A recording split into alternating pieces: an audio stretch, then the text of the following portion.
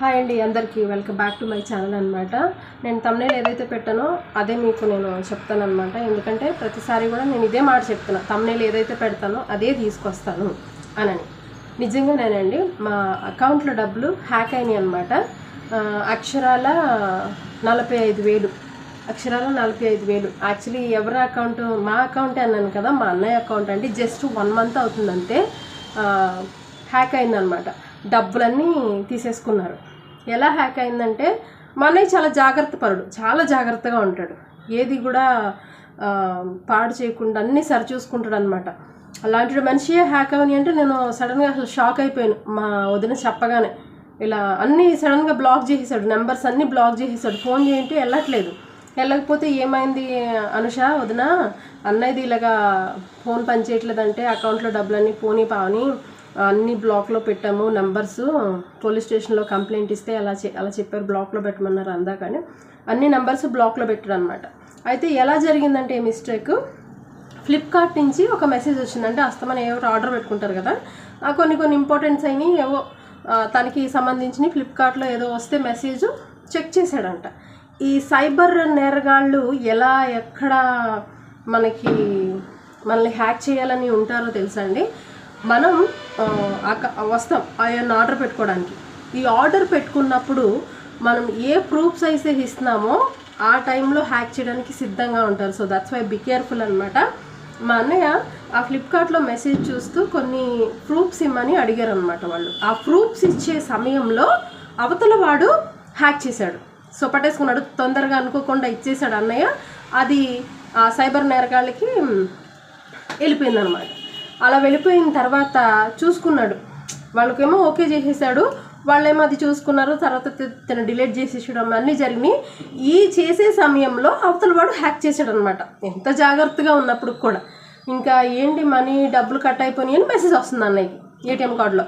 Benefit ఏంటంటే అన్నయ్యకి బ్యాంక్ది ఇవ్వకుండా ఏటీఎం కార్డు ఇచ్చాడు. అంటే కొన్ని వాటికి ఏటీఎం కార్డ్సే ఉంటాయి ఓన్లీ, కొన్ని వాటికి బ్యాంక్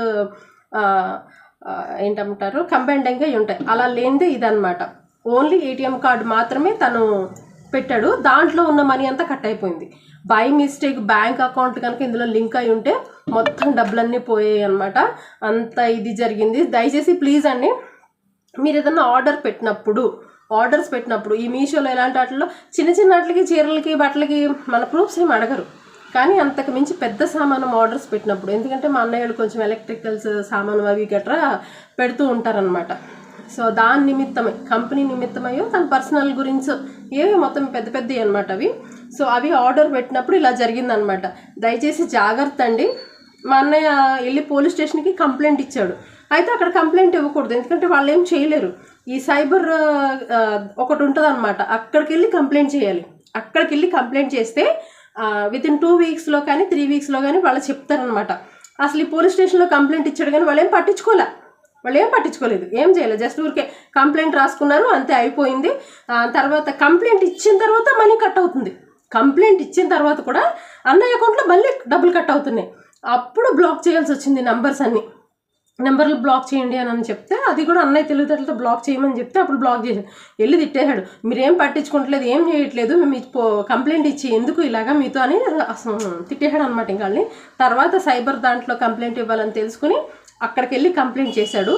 ఇంకా మనీ వాపస్ అయితే రాలేదండి, వెయిట్ చేస్తున్నాడు అనమాట.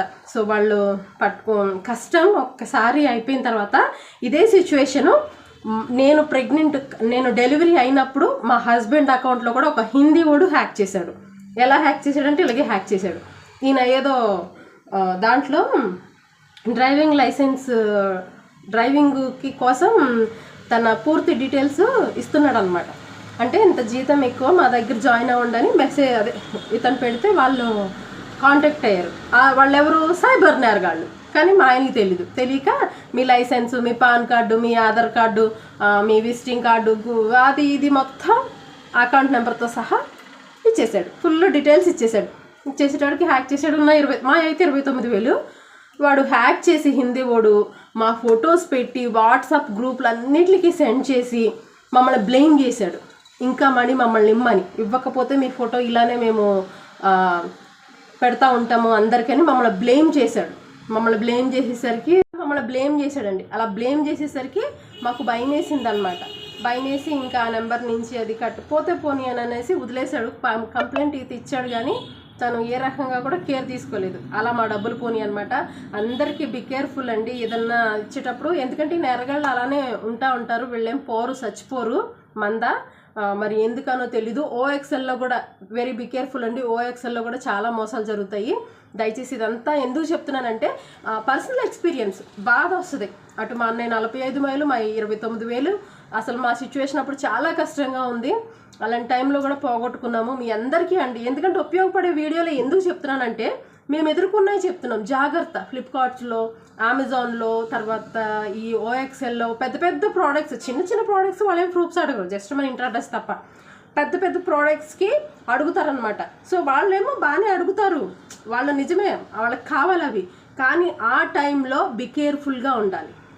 మీరు ప్రూఫ్స్ ఇచ్చే ముందు బి కేర్ఫుల్గా ఉండాలి. హ్యాక్ చేయడానికి సిద్ధంగా ఉంటారు. అందుకనే నేను ఈ వీడియో చేస్తున్నానండి. అలాగే ప్రతి ఒక్కరూ కూడా బి కేర్ఫుల్గా ఉండండి ప్లీజ్. మనం కష్టపడుకున్నాయి కదా, మేము ఆ బాధ అనుభవించాం కాబట్టి దాని పెయిన్ కూడా నేను మీకు చెప్తున్నాను. ఏం రూపాయి చిన్న చిన్నగా ఏం సంపాదించినవి కాదు, చాలా కష్టపడి సంపాదించినవి. మరలా అన్నయ్య డబ్బులు వెనక్కి వస్తే అన్నయ్య నాకు చెప్తే కంపల్సరీ నేను మీకు వీడియో పెడతాను. ఎలా కేసు పెట్టాడు, వాళ్ళు ఏం చేస్తే మళ్ళీ రిటర్న్ మా డబ్బులు మాకు వచ్చేసినాయో నేను మరలా మీకు వీడియో పెడతాను. వచ్చేస్తే కనుక నేను మరలా ఫోన్ చేస్తూనే ఉంటున్నాను, ఇంకా రాలేదనను. మళ్ళీ నెంబర్ బ్లాక్ చేయించుకున్నాడు అన్నయ్య, మళ్ళీ కొత్త నెంబర్ తీసుకున్నాడు.